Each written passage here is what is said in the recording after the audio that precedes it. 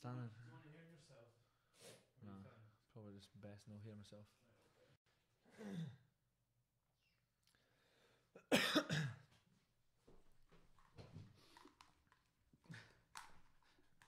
I'm nervous. Hello and welcome to another episode of the Iamkaypee podcast, and I am joined today by Scott Boom Boom Malone. How we doing? Man of few words, so this is going to be an amazing podcast actually.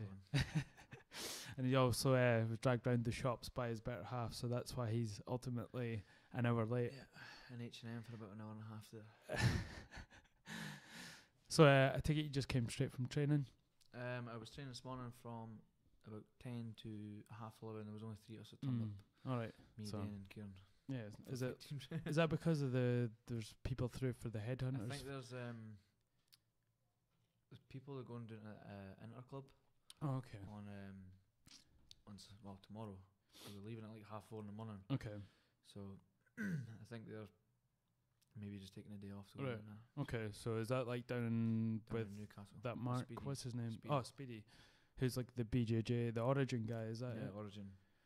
So a lot of them will be going. A lot of them leaving Dundee at 4:30. And that's where the guys go down to get their gradings done for the Yeah. Brazilian Jiu-Jitsu, is Yeah. it? Go Because down he's there. like one of the main black belts in Scotland. I think he was one of the first black belts in Britain. So there was Mark Walder, Mm. and I think he gave one to Speedy or something like that. If you just want Generally, to pull your mic up. a generally wee don't bit. know the ins and outs of everything, but yeah, BJJ. And so are you training for a fight just now? Actually, No, I'm training towards a fight, okay, but there's no actual fight. okay. I have been trying to get a fight. I've been offered fights. I mean, you've had such bad luck recently. Just people like always pulling out. 10 11 pullouts in That's the last crazy. year and a half. It's absolutely nuts. So And is it mostly just as you're awake getting a fight camp, or is it like maybe a couple of days before a fight? one of them was actually, this was like, I think it was last year, or maybe was it last year? Yeah, I think it was the end of last year. Yeah. The guy pulled out on the Thursday All right. before the weigh-in. And was this in Scotland? This was meant to be in England. Ugh. Just before I left, like Shit. literally, I was on weight. Yeah. Like I had like 0.2 to lose a Mm. kilo or whatever. And this was at 60 kilos as well, so it was lighter than I usually fight. And so it was on weight, and the guy pulled out, just like says he wasn't feeling well. Yeah. And then that was it. You know what I mean? So that was me. I just thought I can't comprehend how, like 10 times in a row, like, well, not in a row. You've fought in between that, obviously, but people just then seem to, get food poisoning or feel like they can't make it or anything like that. I did actually get offered quite a big fight on Cage Warriors. Like, Right. what was it, 2 weeks ago? So it would have been this. Is it this weekend or next weekend? I think it's next weekend. So basically offered me like that like a week and a half ago. Yeah. And I was like, well, I'm not really fit for one. Suppose I should be fit all the time if I want to fight pro. I should be a professional about that. But you came back from a holiday as Back well. From a holiday, I was it's work as well. I was trying to get the days off work. Obviously, I coach judo, so I was trying to get the days off work Yeah. and get me covered as well. It's Mm. just a nightmare. Especially the Friday's the worst because of the Friday. There's nobody else to cover me, Yeah. so I end up getting moaned at from my boss. This is the shit thing about this level of MMA as Yeah. well. Like most people are who fight professional are still working as well. Yeah. So that factors into when you have a fight, whether you're off work or not, I know. or if anyone else is off work to come watch it. They need to start paying more money for lower Yeah. pro fights. I think. Why do you think you've had people have just sort I of? genuinely don't know. I honestly think it's really bad luck, or people just generally don't want to fight us.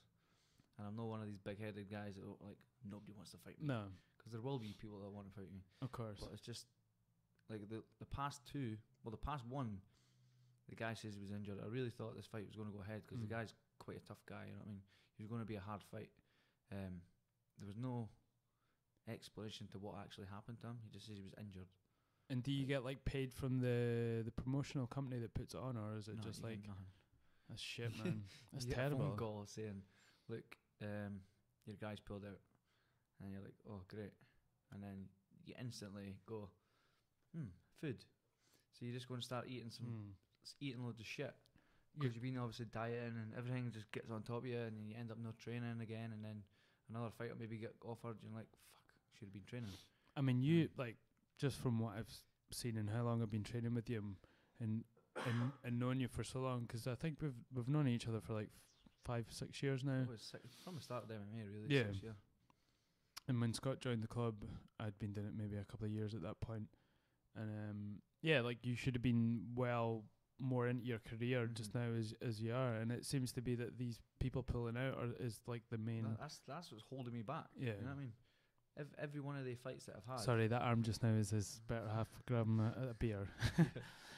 Beer. It's fine. If I had won, obviously if everything went smoothly, and I had won these 10 fights, I would have had a 13-1 record. Yeah. Which is UFC level. I know. What I mean? There's guys that are in the UFC that have not even got that record. No. And like that, these stupid wee things are holding me back. You know what I mean? It's just you lose interest. You actually lose. Like, obviously I've got a family, I've got kids. Yeah. Just now I'm working 2 jobs. Yeah. You know what I mean? I'm trying to train around that, fit family time, and obviously my wife's very supportive. That's why she's here supporting you, behind you. I need to say that because she's here. But watching to see if you say anything wrong about her. She is supportive in it. I think you have to give her a hand with her beer because she's struggling. My kids don't ever really see me, you know what I mean? And it's a bit of a nightmare. There you go, Joe. So when you train for a fight and you've lost a lot of time with your kids and your family, to be told, like, you can't fight anymore. You know what I mean? Like, a lot of them have not even tried to get an appointment, and usually it's you're sacrificing just now for something to be better later on. But when it's pullouts, it's just completely disheartening because you're not gaining anything from it. You, like I say, you put loads of effort into your fight camps, loads of time, to be told that there's nothing at the end of it. You know what I mean? Where you're like, I could have been eating a big greasy burger. I could have been going away to the pictures or whatever with my son, you know what I mean? And not only that, like, even if you have a loss, you could be learning from, you know, if you have a loss. Seeing where you're needing to improve, you know what I mean? And having the exposure as well. But you get nothing from people pulling out fights. No. I've never heard anybody have so much pullouts. No. Nobody. Honestly, the guys in the UFC, I'm pretty sure, have not even had as many pullouts as me. There's got to be. I probably got the world record of pullouts, like. And but I think it's maybe because I would say your reputation pretty much precedes you in a way that you're one of the few guys in Scottish MMA, maybe UK MMA, that's came to the table with a background in a sport and been really successful in that sport. For people that don't know, Scott's a black belt in judo, and how many times did you compete in the Commonwealth? Twice, yeah. Twice, yeah. And that's before you'd even started, you know, MMA. So maybe that's something that it could be. My record's it's right at the point where it's like it's not risky enough for the guys that are maybe like 6-0 or 7-0 to take the fight against a guy that's 3-1. Yeah, you know what I mean? That's risky for them. They're like, what have I got to beat for this guy? Yeah, the guy's actually quite good. If I'm going to get beat from this guy with a 3-1 record, then it looks shit on me. Yeah, you know what I mean? Well, that's the fights I need to be taking. Yeah, I should be at their level already. Yeah, you know what I mean? Well, you should. There's no question about that. And as well as I mean, what do? Do you fight cans, you know, and fluff up your record? Even cans, you can't get a can. I cannot get any cans. No cans. Just even can nuts. That's exactly what it is, man. It's really annoying. I definitely feel for you because you should be at that point just now where you'd either be considered for the UFC. I mean, is that your goal? Is that what you want? That's always been the goal since I started. Do you know what I mean? Like, since I've done judo, I was always wanting to be the best at judo. I was always winning, so I was used to winning. And I obviously got beat at judo. You know what I mean? Everybody gets beat at least once. But when I was getting beat, like, it made us want to win more the next time. Yeah. And that's what it's like with MMA. I just want to win all the time. You know what I mean? And I want to be the best. Yeah. I'm not saying I'm the best. Yeah. I'm saying I want to be the best. But if you think that way, you know what I'm saying. But you're not even getting the chance to do that with pullouts. I'm not getting a chance to prove how good I can be. Yeah. You know what I mean? just so annoying. but the fight, I got offered the fight on Cage Warriors. It was in Belgium. Belgium, Yeah. really? It was against a guy that was 6-1. Right. The guy was good. He wasn't great in any area, but he was good at everything. Yeah. I mean, it would have been a good head to take. You know what I mean? But And Cage was the Warriors thing, is like the UK's biggest sort of Cage promotion at Warriors, this probably one of point. the biggest in Europe. I'd say. Really? These are the shows I'm wanting on. I'm not Yeah. wanting on, like, no offense to like local shows, but I'm not wanting on Nah. these local shows. You know what I mean? Well, if I can get a fight on them, fair enough. Yeah. But I want to get these bigger shows. That's when you're going to get noticed. Yeah. You know what I mean? So I'm trying to train towards. There's another show, Bama, and there's EFC in December, and I'm hoping to get on one of them. Bama's saying they're full. Right. I do have a wee friend, JP. Hope he maybe listens to this. It's over in South Africa. I met him over in California. Okay. Um, This is when you were training with I was training with Team Alpha Male. So which is like Uriah Faber's camp out Yeah. in California. yeah. Training with him. I've actually spoke to him on Facebook. It was like, right, come on, try and get me a fight. Yeah. He's like, I see what I could do. So I don't want to keep nipping his head, but if you do listen to this, JP. How did people like deal with your accent in California? Because they're all pretty like sound like rock movie stars, and you sound like you're from honestly, when Dundee, I obviously. first met Uriah Faber, and he said that, hey man, what's your name? And I was like, Scott. And he's like, Skull? I was like, no, Scott. He's like, Skull? No, Scott. He's like, Scott. Scott. I noticed you That's had to my put like a Harry Potter voice on there to, so that he would understand you. And he's like, where you from, Scott? So I was like, Scotland. And then he's like, Scott from Scotland. So that's how everybody remembered me as Scott from Scotland. But yeah, it was brilliant out there, man. Honestly, different. Was it hard for people to understand you generally? Some of them were picking us up. Some Yeah. You would speak to some people and they'd completely look right through you, Yeah. and you're like, well, you know what I mean? You ask them a question and they go, Is they that- stare right through you. It's because they probably think it's a statement. They're like, oh, okay. Yeah, this but is there was another guy there as well. There's a few Irish boys. Decky, he was out there. When he first spoke to me, I honestly didn't understand a word he said. really? Now when he speaks to me now, Right. I understand. But when he first spoke to me, I was like, I didn't hear a word you just said there, mate. But when he's actually been on a few podcasts and stuff as well. I've heard him speaking, and he comes across really quite, I don't know, Yeah. like you're able to understand him really easy. Mm. But when I first heard him, honestly, I think it was because I was maybe used to Americans Yeah. speaking. Obviously, they speak quite slow. Yeah. So when he spoke to me, I was like, I don't have a clue what you just said, mate. Well, I trained a bit in Toronto in Canada, and obviously because I've travelled around a little bit, I know how to sort of dilute my accent a little Yeah. bit so people understand me. But it is a problem. Like they're not exposed to our accent as much as we are exposed to theirs. obviously we 'Cause they're like we see movies. 'Cause every time I'm over there, or America even, they ask me, "Oh, do we have accents?" And I'm like, "Well, of course, everyone has an accent." But like, how do you understand me? And I was like, "Well, I've seen a movie before, so." Yeah.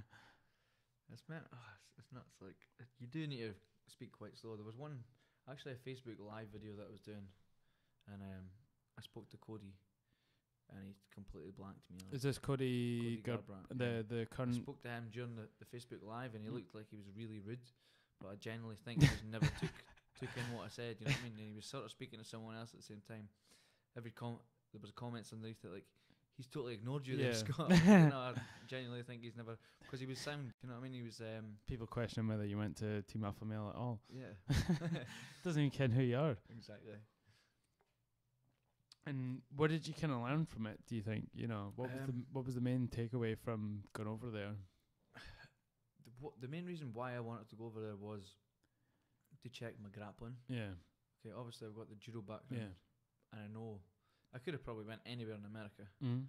right? But I know that Team Alpha Male is full of short arses, Mm. so there's a lot of Notoriously short there's arses. literally loads of guys my weight.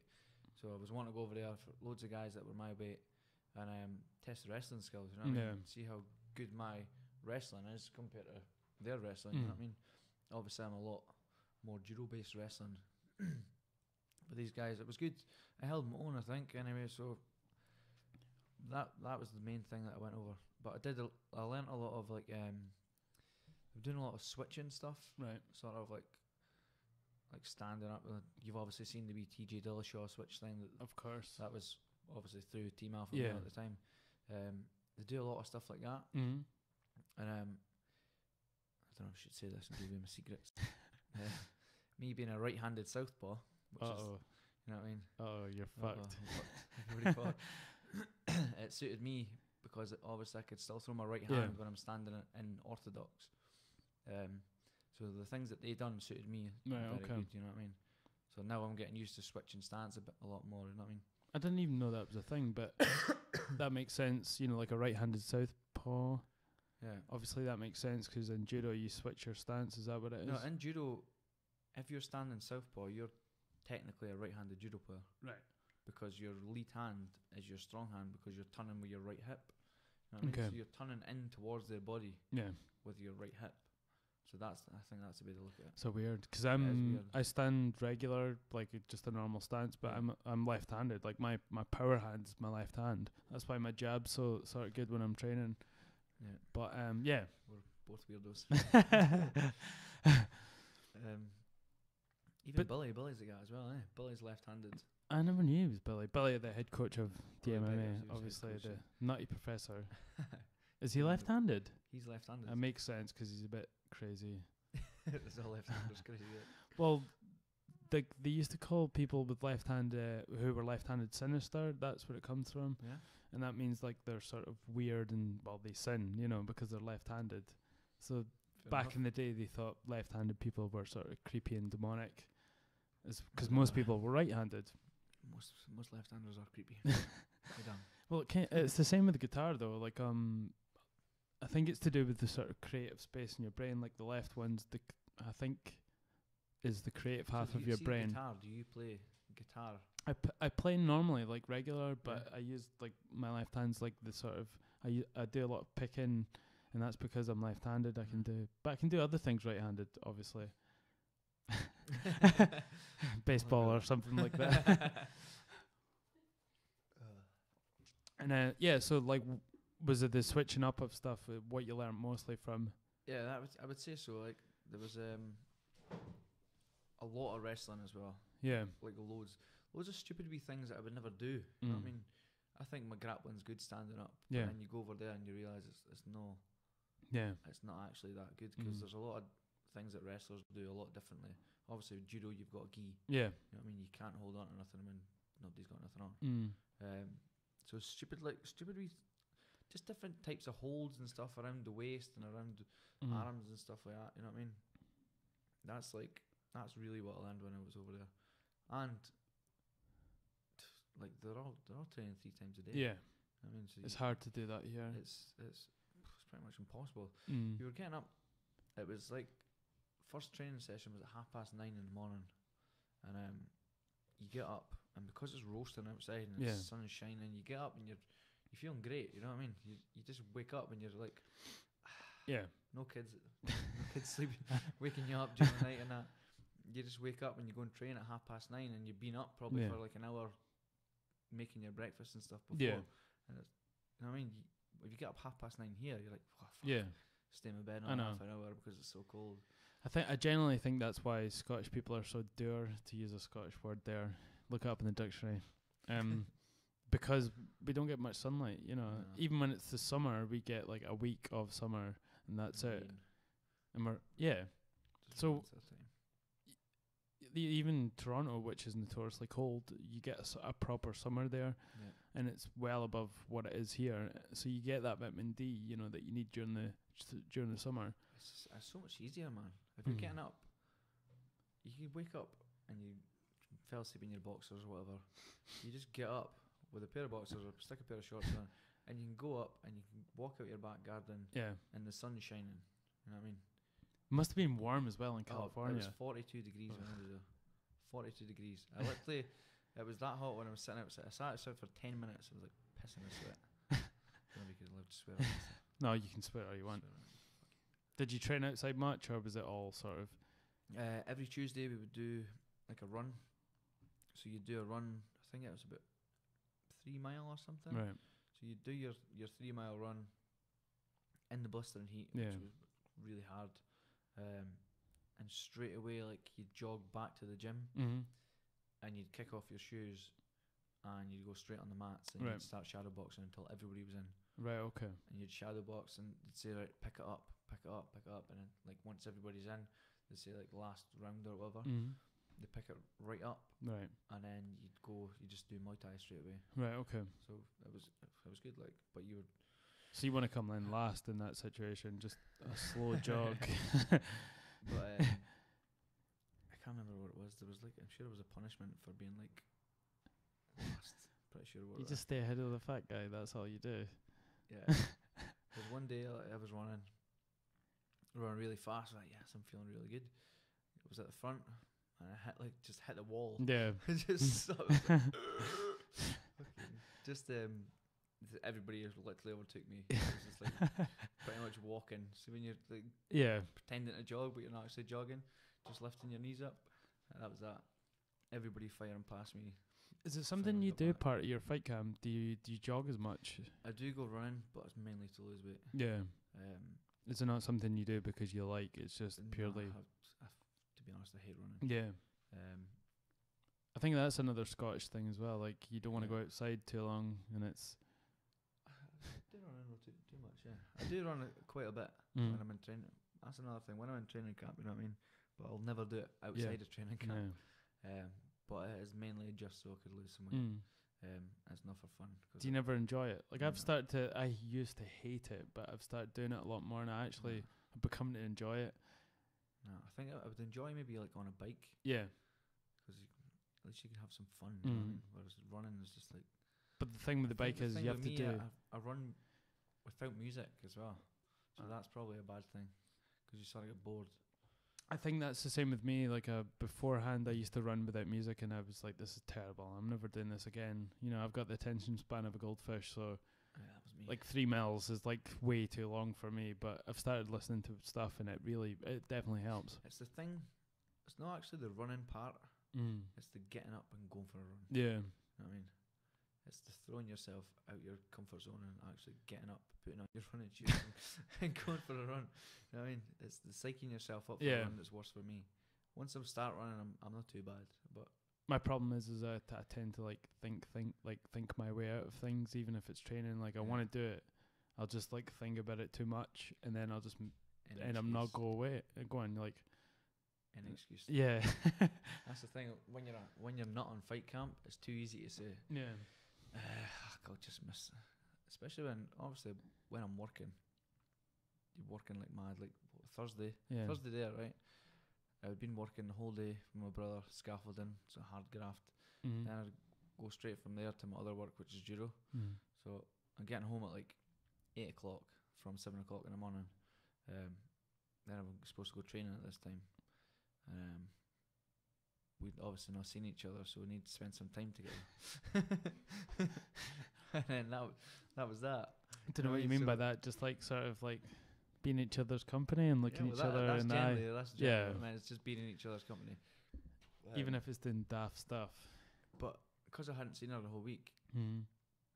you're like, I'll just stay off training. You know what I mean? I've not got a fight coming up. I'll just eat shit. Yeah. It's so easy to fall back in that wee trap. Mm. It's so hard to get back out of that trap, man. Once you start eating shit, it's like, oh fuck, here we go. I know that's the way, you know. But if you, I don't know if you're allowed to, if you want to talk about this, but you know the whole sort of thing in the newspaper with Kevin, was it Loban? Oh, Kevin Loban. Yeah, did you see that in the newspaper? I seen that. I genuinely do not have a clue what happened. Me either. Like I was for people that don't know, it's an MMA fighter, an up and coming one as well, like a really good one. And he was in the newspaper recently for sort of going AWOL in a nightclub, essentially. And I was filling up with petrol at the petrol station. I saw the newspaper. It's on the front spread, you know, like cage fighter causes chaos. It's always cage fight. I know. You know what I mean? It's never just like athlete or I know. guy that works in fucking Tesco or something. It's always cage fight. I mean, I assume there's sort of, I don't know, a whole backstory to it, but it just I seemed. genuinely don't know what happened. I know that Kev really like Kev. He's a good guy. Um, I've only trained with him a but couple of times, but he seems It's a nice. nightmare on the drink, to be honest. But you don't know you don't know how much No. to believe of the No. papers. You know what I mean? Everybody's got their own side of the. It was funny reading the description of like what they were saying that he did in terms of police officers to try and because supposedly it was like 6 riot police that came out to sort of take him out the police van and. Did you try and choke one of those? This is the thing.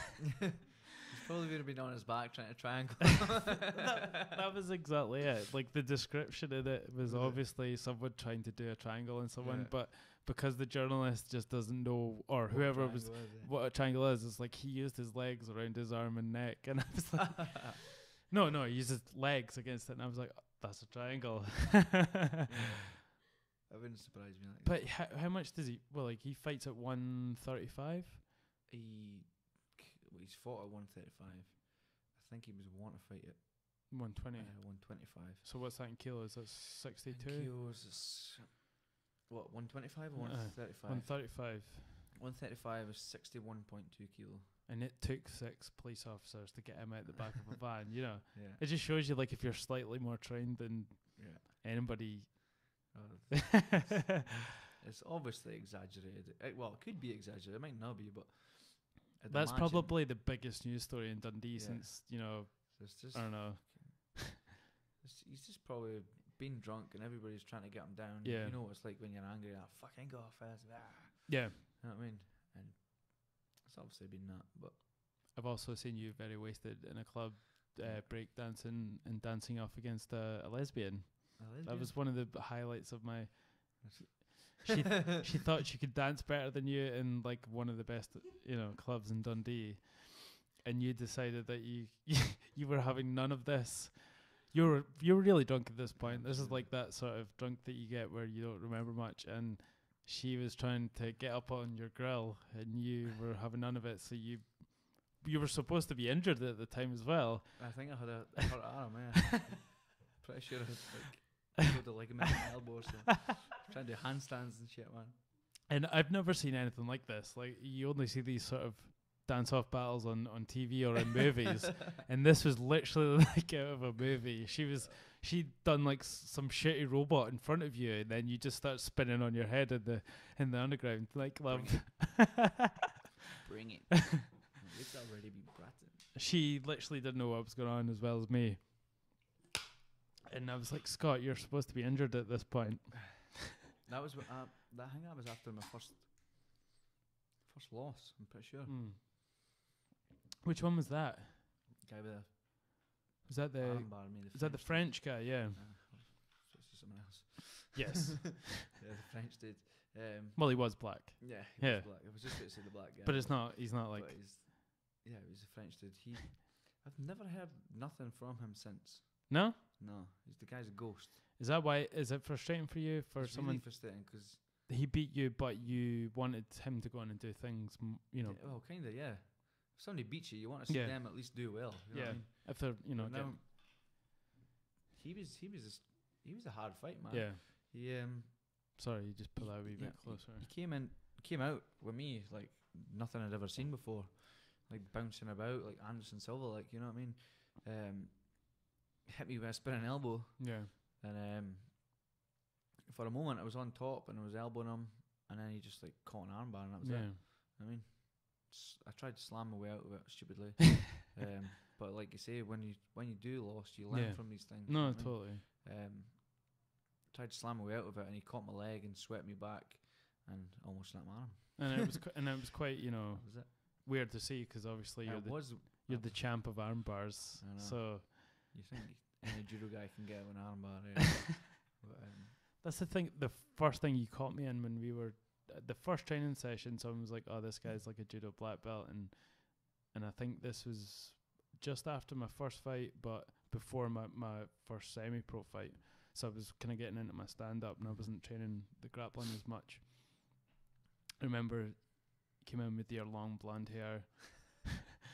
Looks like he's out of a boy band, and and all his tattoos and all that. And I was like, right, okay, we'll roll with this guy. And he armbarred me, and I was like, this guy's done something before.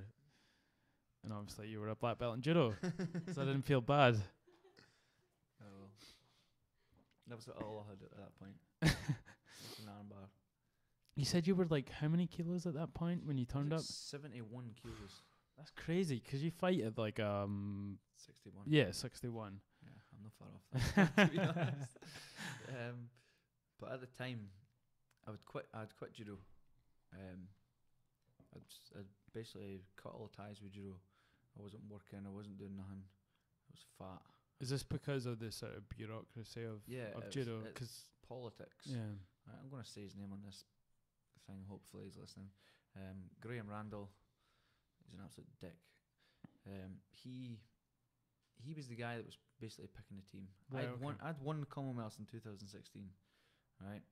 I never showed up for one competition. Mm-hmm. It was to go to Mauritius as well. Yeah. Nice place. That's what pissed me off even more. Let's go to Mauritius. I always laugh at that name because I had this girlfriend when I was 14 and her name was Charisse, and my dad used to like forget his name. He was always like, "Where's Mauritius?" I was like, "Our name's not Mauritius."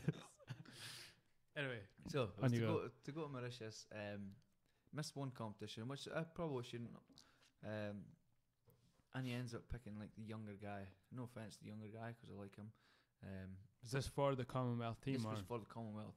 So the younger guy then fought the seniors and the juniors. Okay. To save them money. Okay. All right. So, you know what I mean? So that was what really pissed me off. After winning pretty much everything up till then, I'd won. When you turned up. Yeah. No, I'd won a medal over in Bremen. Okay. Which is like, it's only a B tournament. Where's that? It's in Germany. Okay. Bremen. Okay. It's next to Hanover, I think. Okay, right, okay. It's honestly, man, it's one of the hardest like competitions out there for judo, and I'd won a medal. The last person to win a medal at that competition at that weight, in fact, at all, was Craig Fallon. He was actually a world champion at judo. Right. You know what I mean? He was the last guy to win a medal there. And then from the UK. Yeah, from the UK. I went there and won a medal, won loads of stuff. You know what I mean? And ended up taking the younger guy. Why though? Just to save money. Yeah, we never got on. We never ever got on. He was. I don't know what it was. I think it's because I used to give him like cheek back. You know what I mean? Never used to take any shit. Whereas everybody'd go a bit licking his ass. Fucking. How long had you been doing judo at that point? What age was I? I must have been about maybe was it just before I met you? So maybe about 20, 21 or something. From I think it was like 19. I think it was 20 to 22. I'd quit judo. I wasn't doing anything. Right. And I fell in a deep dark place. We'll say. I was going to the gym, you know what I mean, but I was lifting weights, doing no cardio whatsoever, so it was heavy, you know what I mean, and that's how we got up to 72 kilos. 72.5 was the heaviest I ever weighed, and so that's Darren Marney. He was one of the guys. He was like, "Do you want to come to this MMA, cage fighting?" And I was like, "I'll do that." I like fighting. Had you ever seen it at this point on TV? I'd seen it on TV. I'd seen obviously UFC's like fucking Chuck Liddell and shit like that. You know what I mean? So I was like, he's like, "Do you want to come to just conditioning?" I was like, "Right, okay, we'll go to the conditioning." And that's still the class to go to these days. You know? That was the first class. So was I went it down. Fenn's class or it would have been Belly? Fenn's, well, Paul at the time, but the artist formerly known as Paul. Yeah. It was Paul Hughes' class at the time, but now it's Fenn's class. Yes. But yeah, that was the first class I went to, and I honestly like loved hitting stuff. Yeah. Although I was shit at punching, I loved hitting stuff, and then I just started going on a Saturday. Somebody invited me to a Saturday, and I don't know how I was there. I probably remember the discussion around it because I think it was like, "Oh, this guy's done, judo. We need someone training with it they can like, do this sort of thing." Could you train on a Saturday? And I was like, "Yeah, I can come down on a Saturday." Maybe it was like fight team training. It turned out to be fight team training. But at the time, I'd never had a fight. I'd never done any striking really at all. And this is when I first came, and I was still learning on the Saturday how to do striking drills, how to go up the mat doing a jab cross. You know what I mean? And I started off learning when I was there was jab cross, jab cross, jab cross, but everything was orthodox. Right. And I says to Billy Beckers, I was like, this feels weird. I was like, I hate standing like this. He's like, well, how do you know standing southpaw? Because I actually said to him, it says, I'm used to standing like this. He's like, well, stand that way then. He says, you kind of strike like that anyway. So why not learn southpaw, which is going to be awkward for other people, for one. I think I remember that discussion you had with Billy. And it's like fucking the way you feel comfortable standing. Yeah. So that's mainly how I ended up being southpaw as well. Yeah. So when I first came, I was orthodox. Mm-hmm. I was trying to throw, but I was shit either way. So he's like, well, if you're going to be shit on both sides, you might as well. You know what I mean? Be stronger at one. Yeah. You might as well feel comfortable in this way, and then at least your feet feel comfortable. Yeah. You know what I mean? I mean, I think you're one of the very few southpaws in the club at this point. Is there anyone? There's no. I think there's many. I think there's Brian. Brian's a southpaw, although I've seen Brian for a while now. It's weird though. People struggle so much with southpaws. I don't know why. I mean, when I was up like training a lot, it was always just use your cross instead of your jab a lot. You know, it's equal at that point because you're both standing the same way. It's different shapes you're used to, you know. What I mean? But most people can't get past their sort of like, oh, this is what it normally is. The first time, I was still orthodox at this point. Mm-hmm. I was then going to the MMA class, which was on. It was a wee bit different than it is now. Is that the Tuesday one? It was MMA back then, but now it's grappling. Okay. So it was MMA. You would start off. You would do like ping pong, I think. It was. So Monday then, was that Monday? No, it was still Tuesday. That was a lot before that. This was like years and years. Obviously, I was still orthodox at the time, so it could have been in the first sort of month or two. You know what I mean? Yeah. And I came up against a southpaw. That was actually Chris Scott. Remember Chris Scott, the photographer? Yeah. Brilliant photographer. Just to give him props. Chris Scott, he's a good photographer. Usually does all the fights in Scotland as well. Yeah, so I was like sort of. It wasn't sparring. It was like touchy sparring. You know what I mean? But I went against him and I was like, wow, I'm getting hit quite a lot here. Like, whereas the other guys was like doing no too bad. You know what I mean? I was like, fucking hell, why does this guy keep hitting me? And I'm moving into his punches, like, and he's like, I was like, you left-handed? He's like, yeah. He's like, oh, that's how. I'm fucking walking into your power hand here. But that was when I realised, like, it was going to be harder to fight a southpaw. You know what I mean? So it was a conscious decision for you to go and fight southpaw? I felt uncomfortable on my feet anyway, because I was always standing with my right foot forward. With judo. Even when I came against left-handers in judo, that's like the devil, man. Every guy I've been beat from in judo has been left-handed. Really? Yeah. No way. Like, well, I'd probably say like 90% of them are left-handed. But that was always my thing. Like, that's how I'd get beat. Yeah. I mean, so that's like, now I'm that guy. Yeah, you know how it feels to be on I'm that. now that guy. You know what I mean? Yeah. I think later toward like when I was sort of still training a bit, I was going more towards the left-handed side because you know my power hand was my left hand. That's what I'm trying to find now. Like, I'm trying to switch stance a wee bit, a lot more. You know what I mean? Not just a wee bit, but a lot more. Is that something you sort of I want to be able to fight the same on both. I know I could throw my right hand. Yeah. Right. I know I could throw my right hand, but it's the jab. Yeah. The jab feels. I could stand in southpaw and throw left hand. Yeah.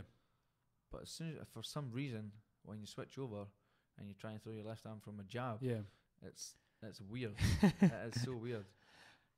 Trying to get it back to your head is obviously a jab's got to be quick. Yeah. It feels so kind of laboured and lumbered. Yeah. Like I can't flick it out there as quickly as a normal jab with the right hand. Whereas when you're throwing across, you can still throw it and it's coming back quick, but as soon as you put your left foot in front, it's weird. It's just like my arm doesn't want to go back to my head. You throw it out there and just drops to your knee instantly. And so when you started doing MMA, had you done any sort of stand-up at all? None. Okay. None whatsoever. I'd never even anything I'd put on boxing gloves before. Okay.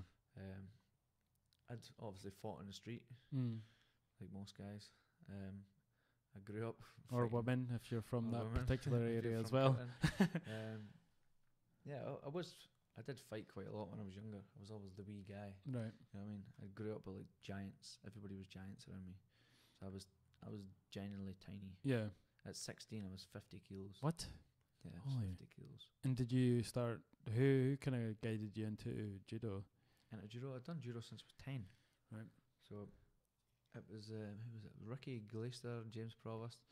They were like, "Come and try this." Mm. There was an old woman that came to our school, the primary school. She had purple spiky hair, right? Purple rinse.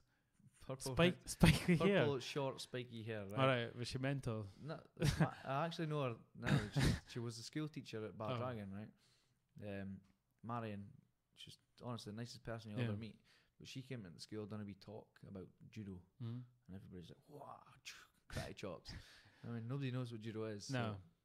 So, Andy, my boss, he put on like a free night, and I never went. Mm. Everybody went. He says there was like 70 odd kids on the mat. What? 70 odd kids. This was like, I'm talking what? I'm 30 now. So I was 10, so 20 years ago, pretty much. I'd have a nervous breakdown if Yeah, there were 70 kids in front of he me. had 70 kids on the mat, like From Dundee as well. from Kirton, pretty much. 70 kids. So he had that on it. Eventually calmed down a few, like a wee bit, you know what I mean? But when I decided to go along, Ricky and James are like, "Come along here, it's really good. It's like you'll enjoy it. Yeah. So I ended up going along, and I went along like 1 or 2 times. Obviously, I was tiny. Mm. Being at 10, I was 30 kilos at 10. Yeah. I remember that because the first judo competition I done I was 30 kilos, 130s. So I was probably lighter. Yeah, actually, when I maybe started. actually, yeah. And I got through on my head, and I like got injured pretty much. I started crying and shit. Threw on my head. I was like, "Nah, fuck this judo shit. I'm not going back." Then I like quit. Yeah. You know what I mean? Straight away, I was like, "I'm not going back. I keep getting hurt." Mm. I think I got hurt like 2 weeks in a row, Right. so I'm not going back. And then Ricky and James were like, "Come on, just come back this time." And I ended up going back like 6 weeks later, and that was it. I just started doing Yeah. judo. I trained for like, I think it was about 6 months, a year or something. And by the end of the year, I was like studying. You know what I mean? I was studying all the judo moves so I could learn from orange belt. You know what I mean? And how does that compare to when you were at school? Like, did you, were you academic in any sort of sense or? No. No. I hated school. I'm one of these guys, like, everybody always says, "Oh, I wish I can go back to school." And I really don't. It was not a good time in my life. I don't see the point in school. Obviously, to a degree, but Me either. Like I was, people always have fond memories of school, and Yeah. they always think, "Oh, I wish I could go back and do it differently," and or even just go back and experience again. But I didn't like it at all, and I No. think some people are meant for that type of sort of I education was always system. sort of a sporty guy rather Yeah. than a brainy guy. Obviously, But even the as a sports guy. that were around were just like, I don't know, football or rugby. Yeah. You know what I mean, and if you don't fall into those categories, you're Yeah. fucked. even the rugby. Our school never had a big rugby sort of thing. Like Harris and stuff, they had like a really big sort of. Their whole school was like revolved around rugby. I was revolved around football, which I'm shit at. All the worst people I knew at high school were rugby, like the rugby guys, Was it? just posh and arrogant Yeah, as fuck. Well, that's what people on train on the way through here. Was the rugby guys? Oh yeah, is it rugby's on Yeah, tonight? there's rugby on the night. I think they're playing the All Blacks. Okay. Pretty sure. Well, somebody had the All Blacks on their face anyway. So. Okay. Did they? Was it All Blacks that had on their face? That annoying women on the train. She had I love All Blacks on her. Okay. So maybe they're Scotland. They're playing there. I don't yeah, think she yeah, likes it's All rugby. I think she just likes All Blacks. But yeah. So when I was learning these judo moves. It was like, you know what I mean, Ippon, Sianagi, and this was sticking in my head for some reason. I don't know why, because everything else I've got the worst memory ever. These judo moves just seem to be in my head all the time, and it was like I really remember these. I could do them, and I could remember the names. So that's how I ended up getting my orange belt. I then went on to do a competition in was it Allness Minimons or something, which is like under sort of green belts. And then I won, and I was like, yes, I got a big shiny trophy. And then I was like, right, going to the next one, won that. Went to the next one, won that, and that was me. I was just addicted to winning. You know what I mean? Oh, of course. That was it. And like, was 10 sort of like an old sort of age at judo, or was it? Is that when most people at that point kind of join? You had to be 8 to join. Now, when I take kids, I take them as young as 5. Really? Yeah. But it's more can they learn at that age, or is it just sort of an activity for the kids? For like fun. Yeah. You know what I mean? There is some guys that are 5-year-olds that are like, how could you remember all this stuff? Like 5-year-olds, and they're doing really good throws. Just drop Sienagi everybody in the class. This guy's like 5. Yeah. I mean, he's doing proper good throws, and you're like, how is he doing this? That's crazy. You know what I mean? When I was 5, I was picking my nose and fucking. You know what I mean? I'm still picking my nose. But and have you got your son into it? my son's in it. Yeah, I'm not trying to force him. Yeah. You know what I mean? I don't want to be one of these pushy dads that are like, you must do judo because I did judo. But would you personally like to sort of for him to do it? I'd like him to go on to do competitions and stuff as well. The only thing I hate about judo is the politics. Yeah. You know what I mean?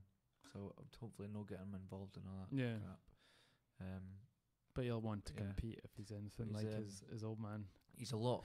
I don't know where he gets his brains from. He's really, really quite clever. You know what I mean? So he's like we were at his school. Oh, she was at his school, and the teacher was saying he was like one of the smartest in the class. Really? And stuff. Yeah. So I don't know where he gets his brains from. But you find that a lot with creative people. Someone probably would have said that about you at that age as well. But just because you're not suited to that type of, education and whatever, if you find what you're good at, then you could be the smartest person in the world, That's weird.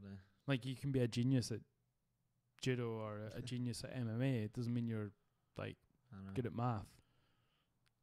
That's a good point. I was good at math. Really? That was a bit the only thing. Well, you don't know what time 4 o'clock is. I know what time 4 o'clock is. She, on the other hand, has no perception of time.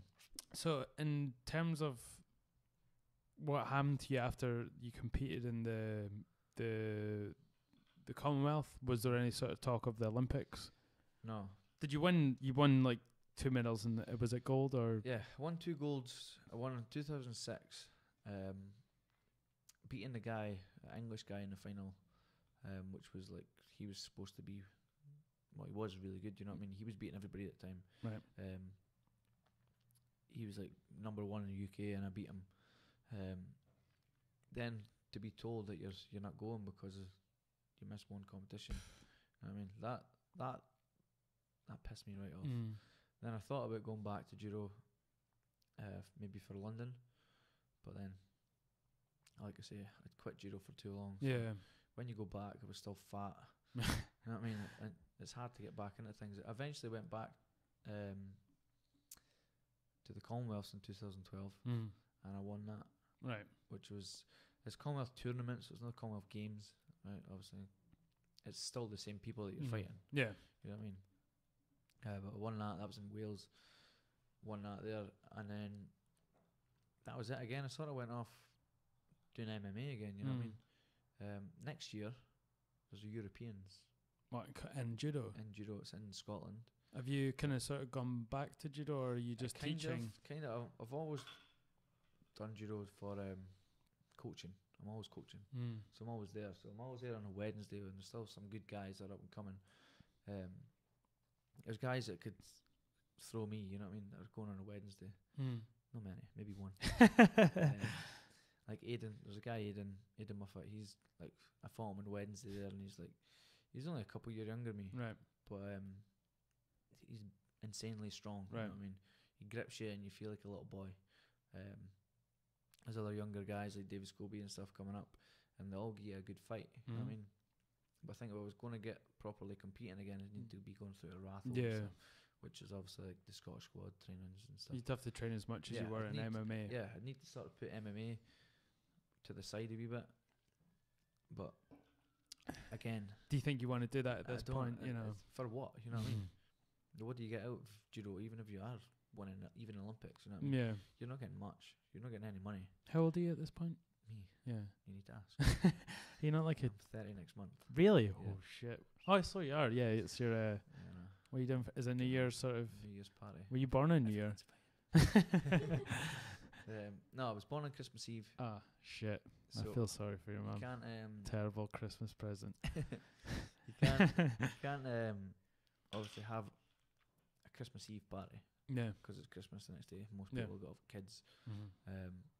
and there's absolutely nothing to do in Dundee. Yeah. So when we're in Dundee, usually people go to Piper Dam, like for like a city down meal. It's Okay. good. It's really good up there. I think did we go last year? Yeah, year before I went. Year before. It's good. You go up there and you have a wee dance, and everybody's gets the long side. What's it? So that's going to be your Yeah, 30th that's, birthday party. My 30th birthday party is going to be 30th/New Year party. Right. Okay. I mean, so it gives people something to do, and Celebrate you being old on that celebrate day. me being an old bastard, and have a New Year party. Is that something that plays in your mind with your sort of career Yeah, MMA? that's Like you've been. that's always on my mind. Like Yeah. I'm starting to push 30. I think I get away with a 25-year-old. Like, As in. as in my age. Oh, okay. not with a woman, No, a 25-year-old woman. Maybe if I could lie like to UFC or something, like 25. No, yeah, of course, you're a handsome bastard, obviously.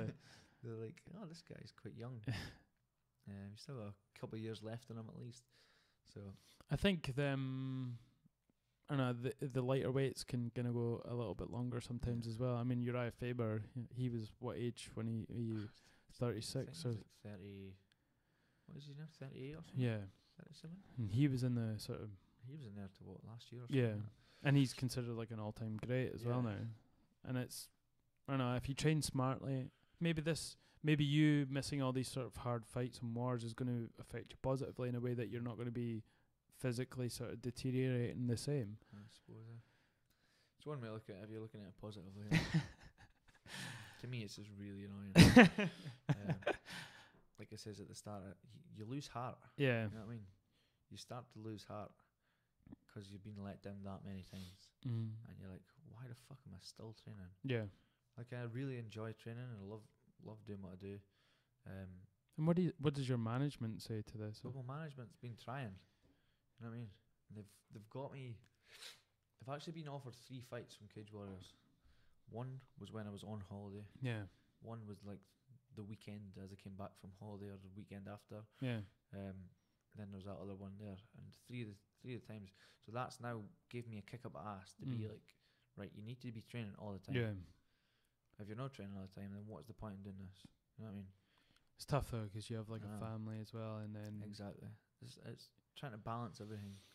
But on Friday there, I was like up at 5:30 in the morning, training, away at the gym doing roads, doing like 5 times 500 meters, yeah. but like 2 minutes rest in between. That's only 5. And honestly, man, I was like, kills you. So Do you do any weights at all, or you Nah, just stay away I've from not it? done weights for probably 4 years, maybe. Yeah. I've done weights like here and there now and again, but never proper like stuck to a program. Whereas I used to do it from like 15. Yeah. I was always doing weights. I was on I was in the Institute of Sport, which is like this big thing in Scotland where you get a weights program and you get like pretty much sponsor money, but it's like funding. Right. You know Okay. what I mean?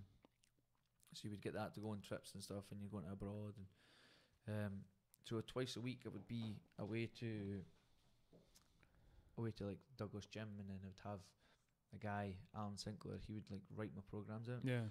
and I'd need to do like this program every week, like 2 or 3 times a week. Yeah. You fit one in on a Sunday as well, so do like Monday and a Thursday, I think it was. Then you do your judo in between. So that was my like structured sort of program, you know what I mean? Yeah. But from then I've never really done any weights. If I had something set up, then Yeah. I could do it. It's hard because it's like when you're focused on doing MMA, there's so many different angles to it. Yeah. So you just weight seems like it's sort of pointless because you're not getting better at MMA. You're just You're getting stronger. Maybe Yeah, it's one of these things where I'd rather go and get like better at like Yeah. wrestling or Yeah. striking No, or whatever totally. than pick up a heavy Mm. weight. You know what I mean? Did you manage to watch UFC 217 then? I did see UFC 217. That's probably one of the best cards I've seen for a while. Anyway. Did you do your podcast over that? No, I was. I want to do like a sort of companion podcasts with the fights, but it's just because usually it's in North America, so it's the time is just like ridiculous. But I might do one for people who've not watched it yet on a Sunday, and then just do it at a reasonable time with some friends. That's one I'm trying to get together. It's hard to do one when it's like 3 o'clock in Yeah. the morning, 5 o'clock in the morning. It'll just be the people that have sort of Everybody'd be just like really drunk. But it was a really good card. Yeah. A lot of upsets. yeah. I Everyone lost their think title. I had like, I think 2 fights that I got right Mm. on the bookies. Who was that? It was Ricardo Ramos and GSP. Oof. So you were betting for your boy Cody when it came to the title. I was. I had Cody for a knockout actually. Shit, man. And I thought he was going to do it in the first round. It was close. It was very close. Like 10 seconds later, I think that fight would have been stopped. Give props to TJ though. He recovers so well, He was still shaking at the Yeah, like when they end of the round. called the Like, end he of the was round. still wobbling about, and then he just like, don't know where he got the energy from. Yeah. It was like that must have woke him up. I've seen some like footage and him talking about the fight and saying that he changed his game plan after that first round, Yeah. and he was fighting more at a distance as opposed to trying to get this knockout. And he says it gave him the sort of ability to recover. But he did a fucking fantastic job. Yeah, it was good. Like I like that. He's my boy as well. He's you've obviously trained with him over in Canada. Even though he could be called a snake at some point. He was he is one of the technically the best Yeah. strikers in the UFC, just like that division, Yeah. Cody's got really, really heavy hands. Mm. He's got good kicks, but he's got really heavy hands, And which is where he's knocking people out. is he much smaller than you, or is he the same He's the height? same height as me. Right. He on TV he looks a lot bigger than me. Yeah, he does. But next to me, he's got bigger like Traps, shoulders, yeah. traps and stuff, and maybe bigger biceps. But like if you're to look at the both of us like standing together, you wouldn't be like, oh my god, he's huge. Whereas Ricardo Ramos, Right. he fights 135. When I was standing next to him, I felt like a little boy. Yeah. I was like, cause I was boxing with him when I was over there, Mm. and like I was still holding Yeah. on, you know what I mean? But it was good. But I was just like the sheer size of this guy. What do you think he was wearing at the time? At the time, I'd say he was at least 72 kilos. I would What? think. I would think. Fucking hell, man. I'll not mention any names. There was a guy there that was fighting flyweight that was 70 kilos. 70 kilos at the time. How did he even get down I there? was like 66 when I was over there. Yeah. Because I was eating reasonably clean, training all the time, so it was. Yeah, you the had no weight- time. The weight was like I never really go above 70. Like I'll openly admit that. I set at 70 kilos sometimes. You know what I mean? Yeah. As soon as I start eating clean, I'll drop right down to 68 and then 66. Yeah. It's just like it falls off. You know what I mean? And the cut's easy enough. Mm. That's how I think I'm a small bantamweight. Mm. Well, I think I am anyway. Do you want to go down to 125 or? It's in the pipeline, like hopefully, but I don't know if I've got the willpower. Yeah. I mean, that would be a weight class that you would have to be training all year round and stay at. that's why I want to get on these bigger shows. Yeah. So I know that if I maybe get like a 5-fight contract or something on these big shows, I'll go right. Yeah. Something to aim towards. Mm. I've got this in the year. Mm. I've got like say March. Like okay, right. I've got 3 months. Yeah. Now we'll get down to that weight. You know what I mean? It's like have you seen Stevie Ray is one of the other Scottish fighters, but he's good. He's I think he's like 2-3. Was it 2-1 in the UFC just now? Nah, he's more than that. Is man. he? Yeah, he's like 5-1 or something. Really? Yeah, he's actually Okay. won a lot of fights. Yeah. He's good, but like he's good. Yeah. he definitely is one of these people that kind of blows up during in between fight camps. I've seen him at some local fights, and he's like, you see some of these guys, some of these dinking ninjas, and they're walking around. You're like, fucking hell, how's Yeah. this guy like? There's Jason Woods. He's a bantamweight. I think he looks huge. yeah. I mean, I don't know what weight he walks around at, but he looks huge compared to me. Mm. He must sit about 70 kilos, but he used to fight at like under 73 kilos at amateur. It's scary. Some of the guys. It's like was it Anthony Johnson? He fought, is it Josh or Anthony Johnson? He Yeah, fought. He fought at light He fought. heavyweight. Yeah, he fought. No, he No, fought. he fought at heavyweight, didn't he?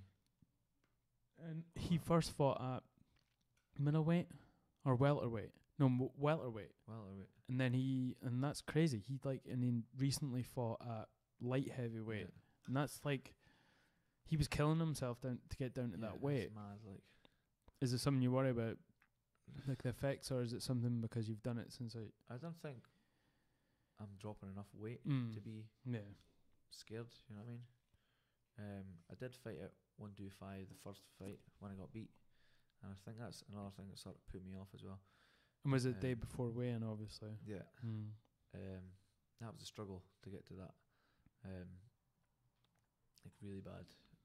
But I don't think I've done it right. You know what I mean? Now we've got like a dietitian, Blueberry Nutrition. They help me out with like food and basically tells me what to eat. Yeah. You know what I mean? So you'll plan out my week of food. You'll give me a big shopping list at the start of the week. You get this, you get this, you get this. You eat this at this time. You know what I mean? Have you not been tempted to try the what's it called? The not the Dolce stuff. The one that Fenn's on, the keto. I done keto. I done it for ages. Training wise, I think it's not good for you. Yeah. I was running out of steam far too easy. Really?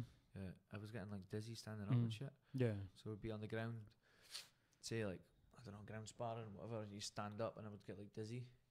I would look in great shape. Yeah. And I would sit really light, but it's like you'd run out of glycogen too quick, I think. There's nothing to feed off of for your body. I don't know, maybe I wasn't doing it right, but that's the way I felt when that. Yeah. And once I came off that, I literally ballooned up. Like I came off that and shot straight up to 72 kilos within a week. Really? Yeah, it was like 66. Shit. What are we doing? Down in pints and eating nothing, kebabs whole? Like nothing like majorly, you know what I mean? I genuinely shot up like, what was that? 6 kilos? Yeah. You know what I mean? Within a week. And that was eating. Yeah. Probably ate a pizza or two. Yeah. You know what I mean? What, that week or that day? That week. But 6 kilos is a lot of weight to be putting on. Even if you've been on a diet. You know? Yeah. No, that's kind of unheard of. Like, I've never heard anyone put that much weight on. That was. But as soon as I started eating healthy again, I came back down. You know? Yeah. But I instantly shot to 72 kilos. I tried it a little bit, the keto diet, but it's tough because you have to stay completely on it.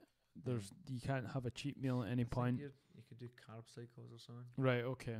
So you have like, I think it's like a day or maybe a week where you just eat like carbs. And it's like a reset. So so then your body goes into some sort of. But the one that suited me for my fights was the Dolce stuff because it was. I remember you going on about that before, and I was eating. It was a lot of like seeds and stuff. Yeah, just like healthy stuff you can find. That's what Blueberry does for me. Like, he gives me like, it's not even nothing like you wouldn't eat anyway. He's like, he phones you up and he's like, right, what do you not like? Yeah. And the only thing I really don't like is like prawns. Okay. And cucumber. That's like the only thing. I'll eat anything. We've made you a prawn and cucumber salad, so yeah.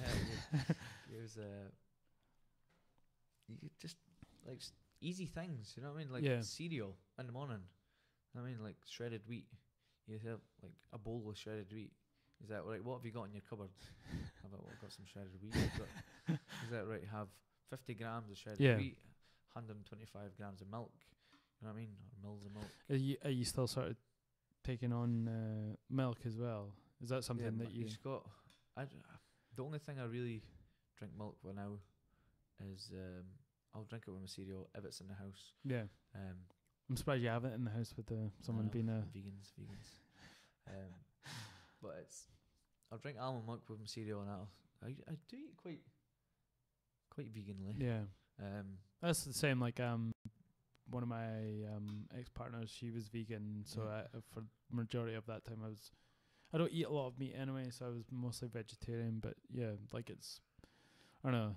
You can't have a coffee with it milk. No, I can't. Anyway. Well, I can. I only drink black coffee. So I could drink black coffee, but like if you want to enjoy the coffee, then it's See the thing that with Well, black you're just coffee. enjoying coffee flavoured milk. Oh, black coffee, if it came at the right temperature, out the kettle, Okay. would be good. You know what I mean? A scalding hot. Or Yeah, you can't pour a black coffee. here's a little tip: pour a little bit of cold water in there. I've tried. Tried that. It just doesn't seem to be as good. I try not to. I don't drink milk. Obviously, I'll eat cheese. That's one of the things that's hardest for me to give up. But milk is just it kind of creeps me out. No, you're all about the scary cows. But it is kind of weird, though. Do you not think? I know. We are When you think about it, only and not even just species to naturally, drink just milk. when Other it's people. when you think about all the sort of chemicals and having to, like, cows are made to milk all year round as well. Yeah. That's a weird thing. And that's how you get your milk produced. Yeah. But See if almond milk sat alright in coffee, then I could easily drink almond milk. oh, all day long. almond milk when you put it in your coffee, it looks like someone's like it's like- jizzed in your coffee. It's like completely fucking stringy. curdled and shit, man. It's like your coffee's been lying there for days. Well, it puts you right off, and it doesn't even like cool down your coffee either. I mean, Have you tried soy milk in your coffee? That's I've never supposed to be tried good. soya milk in my coffee. It doesn't go stringy like the almond milk. I'm not really fond of soya milk. I know, like there is a lot of sort of speculation that if you Mhm. take enough soya that you become female, but Yeah. you have to like eat a truckload of it every week. Yeah. There was one. What was the one we got? There was like an oaty drink or something. That one's good. The Actually, grey one. is it the barista one? Yeah, that's brilliant. The oat Yeah. barista, that was the only one that's good in coffee. That's what my girlfriend drinks with her coffee. It's quite high in carbs, is it? Like quite a lot of carbs. I in it. don't think you have to worry about carbs when you're No. training as much as you do. No, Do you, I'm always do you looking still at head through carbs. to Stirling and train? Stirling. Yeah, remember we were going through Stirling. We Oh tra- no, I've not been. I've not been there for ages. What's I only happening went with through the them? one. I've been going through Scottish Hit Squad. Okay, is that Going through with that guys? with the Bear Jew? Berdew, Chris Bungard was Yeah. actually fighting tonight. Yeah, he's on the Um, Headhunter show, isn't I think he's main main event. event. How's he getting on? Have you spoke to him much? Yeah, he's getting on good. Like he had a fight recently with Colin Fletcher. I saw that one. Yeah. Freak show.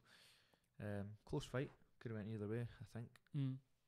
I think he's got a fight tonight, but the guy he was meant to be fighting pulled out, so he's got another replacement guy. Strange because he's on Cage Warriors, is he not? No, he fought on ACB. Okay.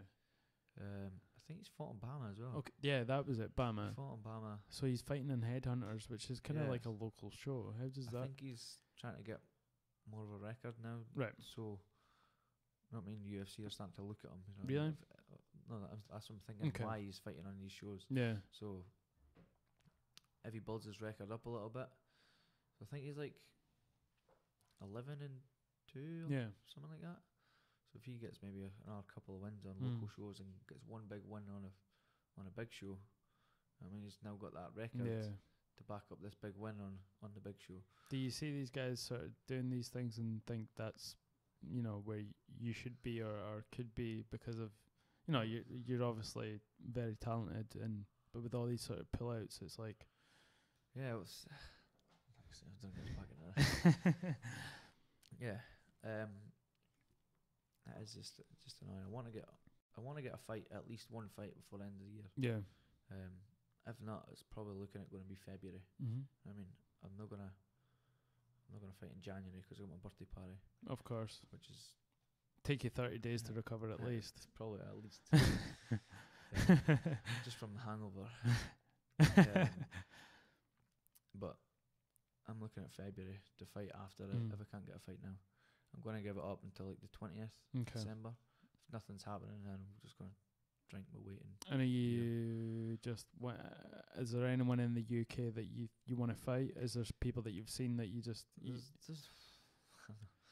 no one guy that I want to fight. I would like to fight anyone Yeah. in the sort of top 10, top 20.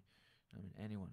Literally anyone. Mm. I've actually got to the point where I'm like, I don't care who you are, what your record is, I will fight you because I'm that sick of waiting about, you know what I mean?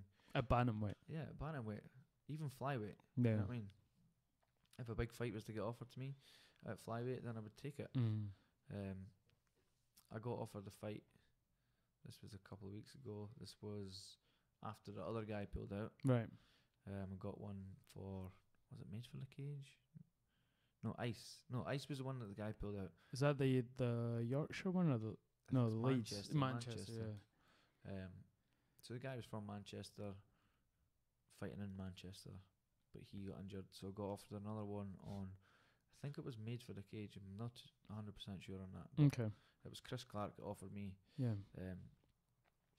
Offered me a guy. He's like, you're fighting in Grangemouth. That's actually next weekend. So I was like dieting. I was on a college course, dieting all through my college course. Free food, by the way. Free chocolate gatto. free everything, right? And I'm there eating fruit salad because the fight was supposed to be at 59 kilo. Okay. So he offered me the fight. This was after I just got back from holidays. Like, would you fight a flyweight? I was like, not right now. I'm just back from holidays. So I says the lowest I'll go is 59. Right. Would the guy fight at 59? So you asked him. So it was like a catch weight type. Yeah, it's like a catch weight. So the guy is like, yeah, I'll fight him at 59. He just needs to check it over with his coaches. Checked it over with his coaches. Seemingly the coaches came back and it says it was all right. Right. And then he's like, I just need to ask if I can get it off work. So this took a space of like, how long did it take? Like 3 weeks, maybe, over the whole sort of thing. So I was dieting this whole time. Yeah. All to be like told at the end of it, no, you can't get it off work. Ugh. So I was like, again, you know what I mean? Now, was that with your been eating free chocolate? Is that with your judo work or your sort of? That's where scaffolding. Okay. Doing scaffolding just now with my brother, which is horrendous. Is it G2 scaffolding? No, G2. Oh. Skyline scaffold. Oh. Don't say that. Skyline scaffolding with my brother. Yeah, so working with him from 7 o'clock in the morning. Yeah. Getting home at 3:30. Going to my work at 4 for Yeah. judo. Getting home at 8:30, 9. Yeah. No, I hope it works out. I mean, obviously you want to have a big year next year, I guess. The reason I'm doing I'm doing an apprenticeship. The reason I'm doing that is so maybe next year I'm thinking of maybe quitting judo coaching for a while. Okay. Just putting it on the back burner so I could train. Yeah. Because obviously when I'm coaching at nights, I can't train at night. Mm. You know what I mean? Yeah. Whereas if I was working during the day, everybody's working during the day anyway, and everybody trains at night. Yeah. So I could be able to get some training in at night at least. But I don't know what's going to happen with that. So it's something to fall back on. You know what I mean? So if I get my tickets and scaffolding, then I've got.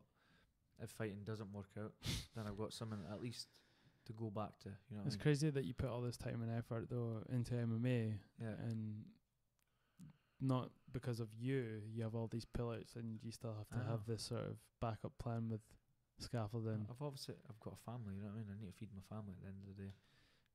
I'm frustrated for you as well, you know, because I know I think everybody is, like, especially guys that are like, even close pals are like, oh, you got a fight yet, Scott? And I'm like, well, I had a fight. The guy pulled out. Then like, how much name do you want to fight yet? And I'm like, fuck knows, mate. Like, I feel like losing like the next 3 fights just for fucking. But they wouldn't even, just be shy. Just be shy. To that stage, you know what I mean? To even lose. Stop being so good. So yeah, it's just annoying, man. Pisses me off.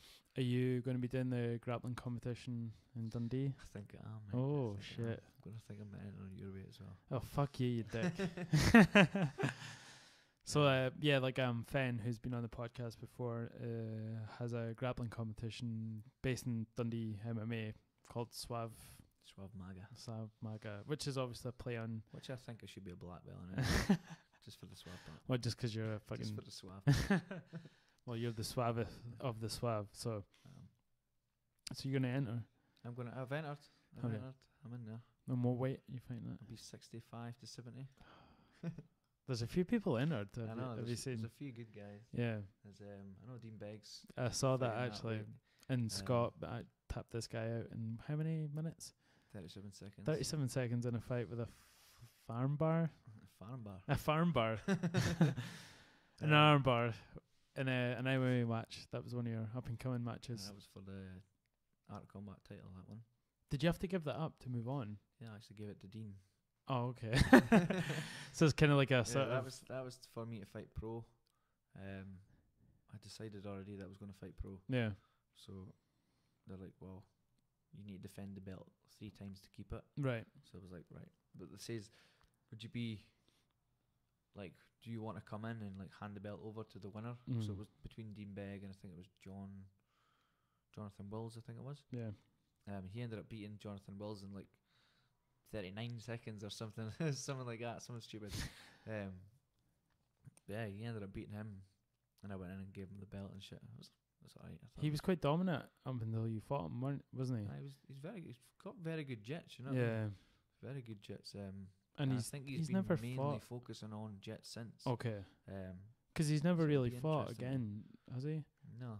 Since the No, he's Art fought Combat. since then. He actually fought the guy that was supposed to fight. Okay. Can't remember the guy's name now. When was this?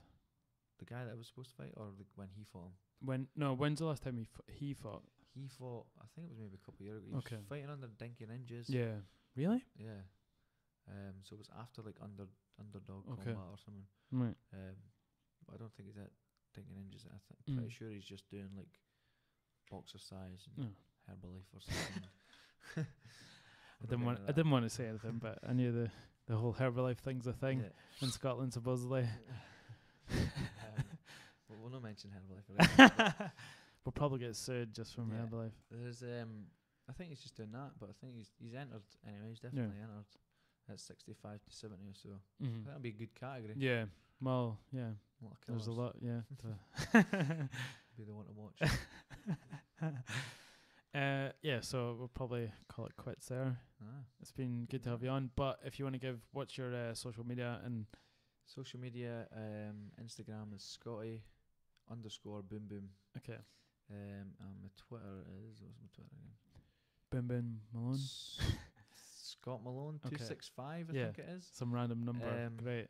Yeah, that's my email address for some reason. Scott Malone 265 on Twitter, and the name is Boom Boom on it. Yeah, it's been good to have you on, man. And we'll definitely, like, obviously you're one half of the Dapper Gent, which is a beard oil company, and I'm hoping to have both of you guys on, because one of them, Martin, has just had a baby girl, and he can't come on because he's a bit of a girl himself. Anyway, thanks for coming on. Well, mate, thank you very much.